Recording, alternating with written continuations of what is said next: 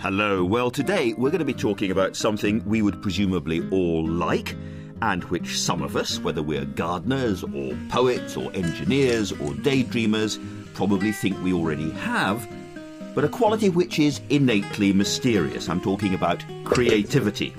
What do we mean by creativity? Are we all blessed with creativity? How do we release creativity? Well, I have got a quartet of creative people. Joanna Kavina, novelist and mother, the sound artist Scanner, a chemist doing strange things with plastics, Rachel O'Reilly, and the author of a book which tries to use neuroscience, brain imaging and all of that to analyse creativity. Jonah, Leah, in Imagine, you promised to answer how creativity works, which is a big claim. How can science help?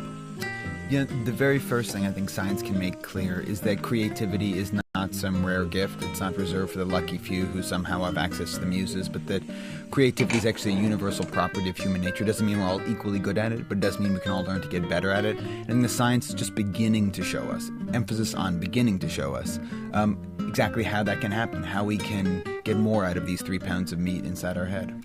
And going from one small question to an even smaller one, what is creativity? I mean, we use the word all the time. Yeah. We were just listening to the news not so long ago and they were talking about jobs being created.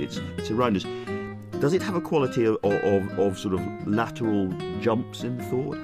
It often does. Creativity, I think what the science reveals when you look at this question from the perspective of the brain, is that it's really a catch-all term for a variety of distinct thought processes, each of which are very well suited to different kinds of creative problems in different parts of the creative process. So sometimes you may need a moment of insight, you may need one of those big lateral jumps, you may need one of those epiphanies in the shower, and that's going to depend on a very different kind of brain activity than when you're staying late at the office and you're focused on your computer screen. That's still being creative, you're still problem solving, but it's a very different kind of mental activity. And it's mysterious because you're not simply following a series of instructions or a piece of logic when you're being creative. You use the example of Bob Dylan. Just tell us about why that's a sort of a classic case. This book is the story of Bob Dylan in May 1965 when he's just finished this grueling worldwide tour, and he actually tells his manager after his last shows in London that he is quitting the music business. He is done with the singing and songwriting. He's going to move to a remote cabin in upstate New York and is going to paint and write a novel. Doesn't even bring his guitar. He's there for a couple days when, as he describes it, he feels the itch of unwritten words, and so he gets out a pencil and pad of paper and starts to scribble. His hand doesn't stop moving for the next several hours. When he looks back at these notes, he finds within them, buried within these 25 pages of vomitific scrawl, as he put it, the lyrics to Like a Rolling Stone, which he then records on the fourth take the very next week. And for me, that's a perfect example of a moment of insight, which is what scientists have begun to define as one of those epiphanies that arrive when we least expect it. And as soon as the answer arrives, and this is the most mysterious part to me, as soon as the answer leaps into consciousness, we know this is the answer we've been searching for. We don't have to double-check the math or think through alternatives. We know this is it. So we know the brain is up to things all the time that we're not necessarily conscious of. And the brain will tap us on the shoulder and say, right. Absolutely. It's like the cortex sharing a secret with us.